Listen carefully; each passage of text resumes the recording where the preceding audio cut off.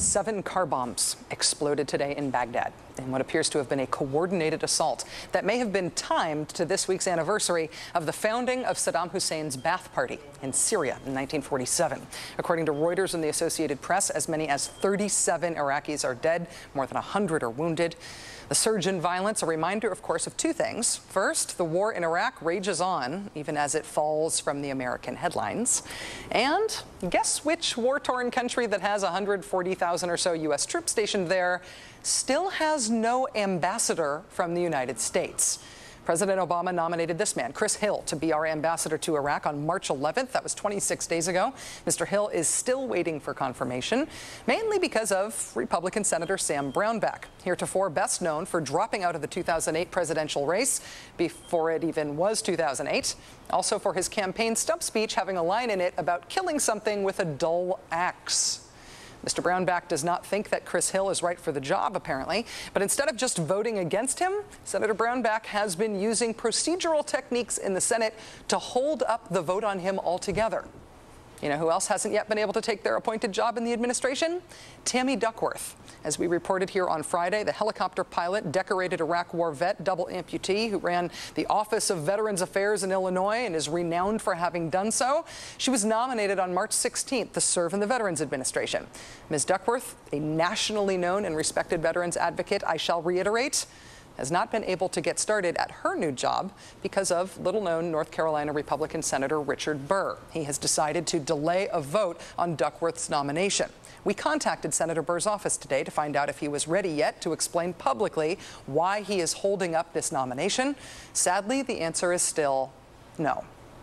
And of course, while we're on the subject of people who are not able to do the jobs they've been nominated to do, let's not forget Don Johnson, nominated to run the Office of Legal Counsel on February 11th, but still facing Republican opposition, in part, supposedly, because she worked at an abortion rights organization at one point in her career, but also for her outspoken stance against the torture memos written by the previous inhabitants of the office that she's now been appointed to lead.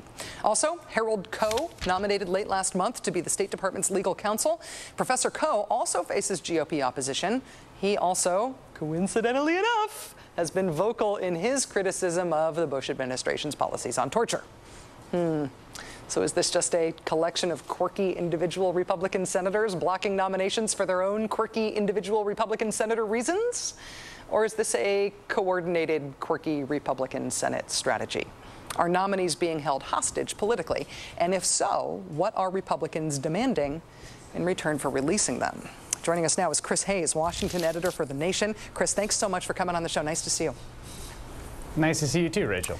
Is this a lot of high-profile nominees being held up all at once? It seems like a lot to me.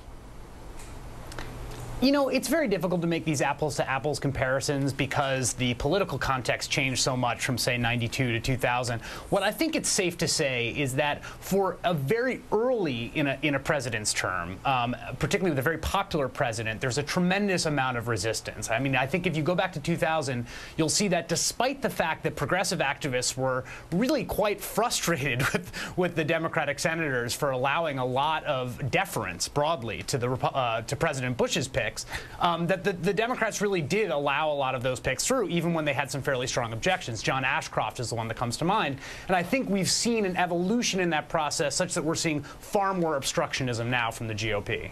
Scott Horton wrote a piece on the Daily Beast today, Chris, that cites an anonymous Justice Department source saying that the Republicans are blocking Don Johnson and Harold Koe specifically in order to try to give the Republicans leverage to stop the Obama administration from releasing more of these Bush torture memos. Does that make sense to you as a strategy? Is that resonating with your reporting and what you've learned about these obstructionists?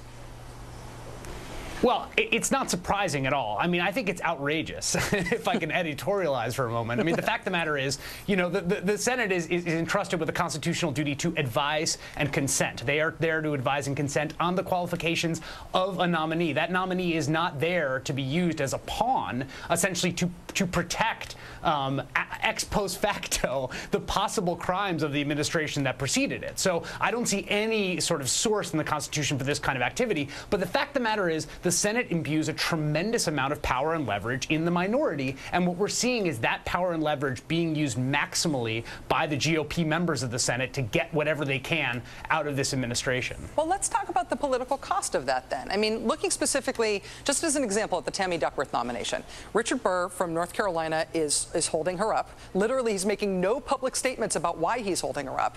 What could possibly be the political advantage to him to holding up this nomination that would outweigh the cost to him of becoming known as the guy who held up Tammy Duckworth's nomination, this female Iraq vet, helicopter pilot, double amputee, veterans advocate legend?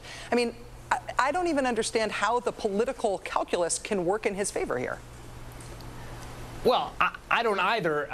I mean, broadly speaking, the reason that you see these battles over nominees is the fact that it often offers a very cost-free way to essentially kind of throw some chits to members of your political coalition. So, you know, the neocons that are up in arms that Chris Hill has a temerity to actually negotiate, as one would want a diplomat to do, they're essentially being satiated by holding up Chris Hill.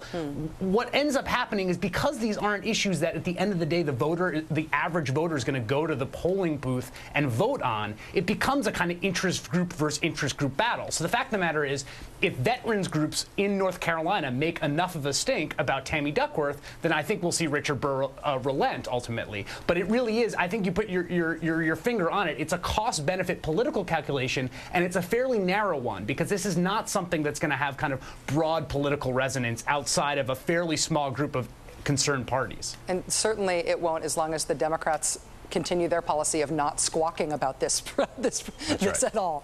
Chris Hayes, Washington editor for The Nation. Thank you so much for joining us, Chris. Thank you, Rachel.